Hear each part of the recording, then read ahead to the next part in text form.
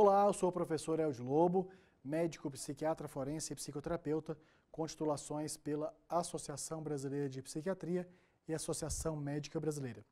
Esta é uma mini aula como parte da divulgação do nosso curso de pós-graduação em Neurociências Forenses. Trata-se de uma pós-graduação lato sensu, com titulação certificada pelo MEC e que nós fazemos com que profissionais da saúde que atuam no direito e profissionais do direito que atuam em questões relacionadas à saúde mental possam ter uma formação altamente diferenciada, baseada nos conhecimentos pertinentes da saúde mental, mais os conhecimentos necessários das ciências jurídicas e que esta interface possa permitir com que esses profissionais possam da saúde contribuir com a justiça e da justiça aplicá-la da maneira mais pertinente, legítima e adequada possível para o bem da segurança social. Então, pessoas com transtornos mentais podem ser presas? Logicamente que transtornos mentais trata-se de uma condição muito ampla, que vai desde casos menos graves, como, por exemplo, transtorno de ansiedade generalizada, até casos extremamente graves, como, por exemplo, demência de Alzheimer. Então, as pessoas com transtornos mentais podem ou não serem presas.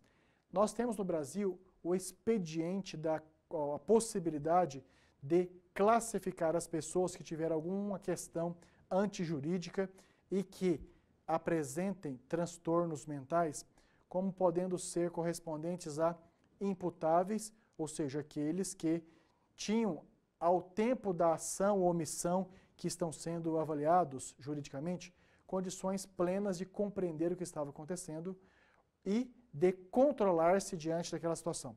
Nós temos os semi-imputáveis, que são aqueles indivíduos que estiverem em um contexto de um ato antijurídico por ação ou omissão, mas que ao tempo, naquele momento, tinham a sua condição de compreender e ou de controlar-se parcialmente prejudicada, e nós temos os inimputáveis, que são aqueles indivíduos que, no tempo da ação ou da omissão, eles eram inteiramente incapazes de compreender o que estava acontecendo e ou inteiramente incapazes de controlar-se diante daquela situação.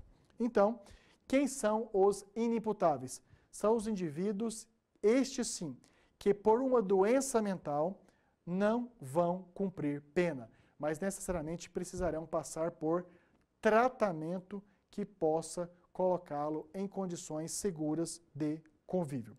Então, os inimputáveis, de acordo com o artigo 26, é isento de pena o agente, ou seja, é isento de pena aquele indivíduo que está sendo julgado, que por doença mental, desenvolvimento incompleto ou retardado, esse desenvolvimento incompleto ou retardado, supomos como mais razoável que corresponde a pessoas com retardo mental, ou seja, com inteligência menor do que aquela da média.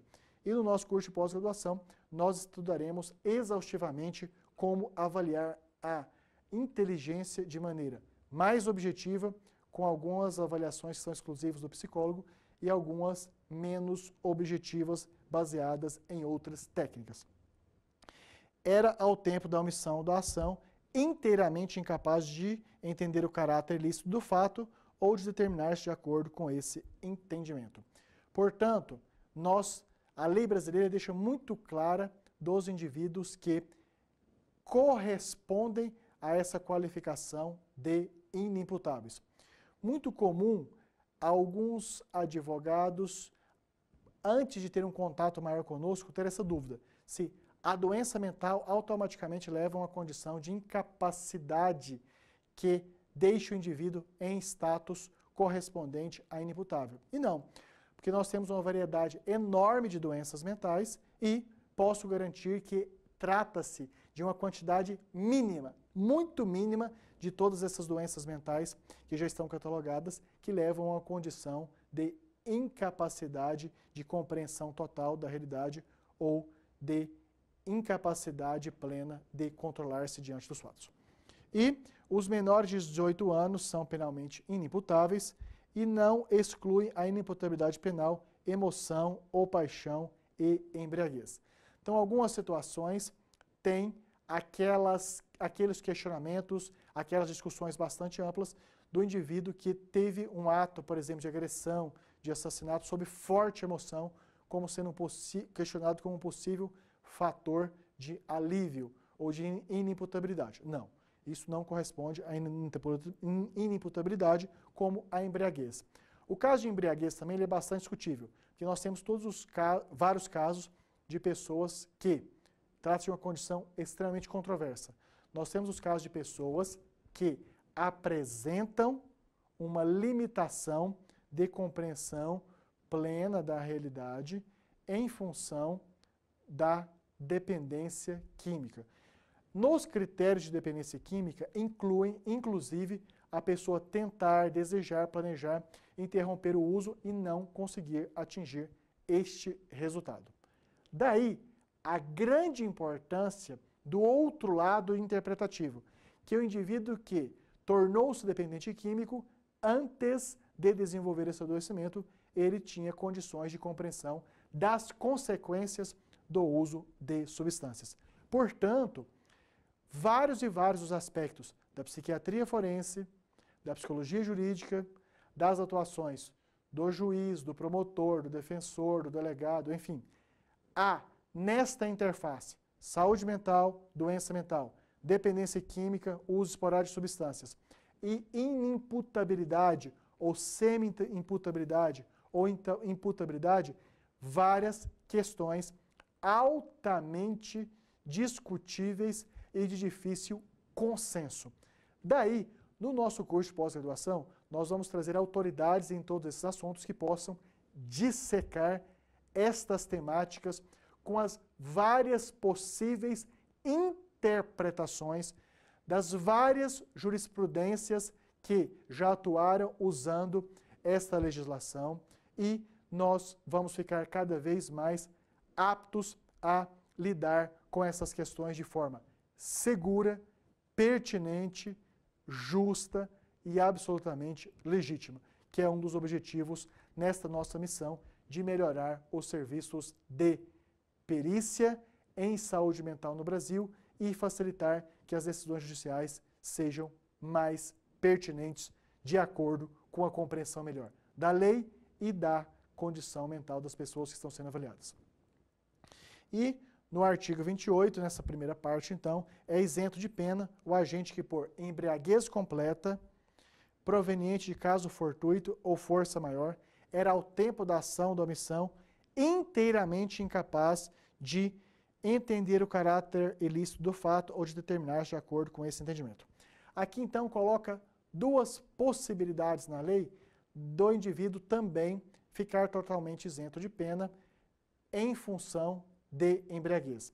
É aquela embriaguez que acontece quando a pessoa é compelida, obrigada, forçada a usar uma determinada substância, não consegue se defender, não consegue resistir e em função desse uso compulsório, forçado, violento, agressivo de uma substância, ele participa de uma situação antijurídica e, a partir dali, ele pode, então, ser avaliado como não correspondente a receber pena. Como também do indivíduo que cometeu um ato antijurídico por ação ou omissão em função de ter usado uma substância que causou alterações que levaram a um resultado antijurídico, mas que ele não tinha ciência, não tinha conhecimento que aquela substância iria causar uma transformação de torná-lo incapaz, que é o caso de caso fortuito. Que são situações, caso fortuito e força maior, muito raros que existem e que nós vamos discutir também, baseado em situações reais, a melhor maneira de lidar tecnicamente e de forma isenta com essas situações. E, então, nós falamos aí, em síntese, que apresentar um adoecimento mental, que nós temos centenas de condições de transtornos mentais com vários possíveis códigos diagnósticos e que apresentar uma doença mental não significa automaticamente tornar-se incapaz para compreender a realidade. não significa automaticamente tornar-se incapaz para controlar-se. Daí, então, que nós avaliamos exaustivamente que respondemos como profissionais da saúde do o judiciário vai tomar as suas decisões a partir do momento que nós respondemos se o indivíduo que participou de um ato jurídico tinha ou não tinha adoecimento mental. E se ele tinha o adoecimento mental, o quanto esse adoecimento mental prejudicou na esfera criminal, na esfera penal, a condição da pessoa compreender aquela situação no todo ou em parte e ou de controlar-se diante daquela situação. Portanto, voltando à resposta da pergunta inicial da nossa apresentação. Pessoas com transtornos mentais podem ser presas? Sim, a maioria delas. Quem são aquelas isentas de penas? Aquelas que ao tempo da ação ou da omissão eram inteiramente incapazes de compreender o caráter ilícito ou de controlar-se diante dele. Ou seja, o mínimo de pessoas com doenças mentais vão se beneficiar dessa lei de não serem punidas e serem necessariamente tratadas. A nossa pós-graduação em Neurociências Forenses é essa parceria da Unip com a Vida Mental e tenho muita satisfação de falar desse curso, que ele nasceu a partir de uma demanda de vários colegas de trabalho, tanto da saúde como também da justiça, que sempre exigiram e desejaram termos uma formação altamente qualificadora, diferenciada, que pudesse facilitar tanto o trabalho pericial dos profissionais de saúde, como o aproveitamento dessas perícias por parte dos operadores do direito. E nós temos, então, pós-graduações que apresentam o perfil de atenderem a demandas do mercado, ou seja, nós estamos formando profissionais que vão poder participar de maneira mais competitiva de concursos públicos, também de processos seletivos e entrevistas de emprego. A nossa pós-graduação em Neurociências Forenses forma profissionais da saúde que atuam em perícias e também nós formamos profissionais operadores do direito interessados nessa temática entre saúde e doença mental, suas avaliações de capacidades e a aplicação da lei com suas especificidades. Nós temos um grande diferencial que é em relação aos professores.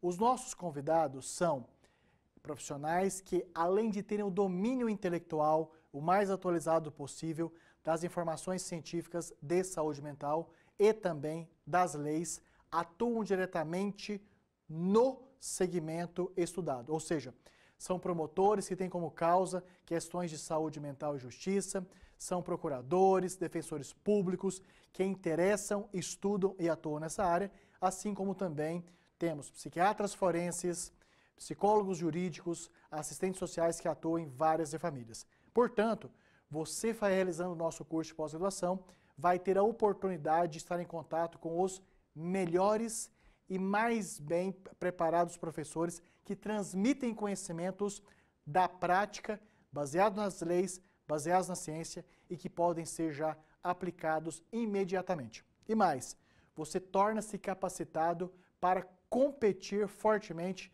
em processos seletivos, entrevistas de trabalho e concursos públicos. Então, essa é a nossa pós-graduação em Neurociências Forenses. E mais, para facilitar o acesso a esse curso, nós temos mensalidades de valores bem justos. E ainda, se você formou-se pela Unip ou trabalha em empresa conveniada com a Unip, tem acesso direto a uma política de desconto nas mensalidades. Se você não se encaixa nessas duas oportunidades, nós facilitamos também através de uma política de financiamento próprio da Unip. Você não vai ter que recorrer a banco, a financeiras, ou seja, a Unip financia. Se você vai fazer o curso em 12 meses, pode ser pago em até 18 parcelas. E se vai fazer o curso em 18 meses, pode ser pago em até 24 parcelas. Então, este é o nosso modo de ensinar, trabalhar e preparar profissionais que querem uma alta performance profissional.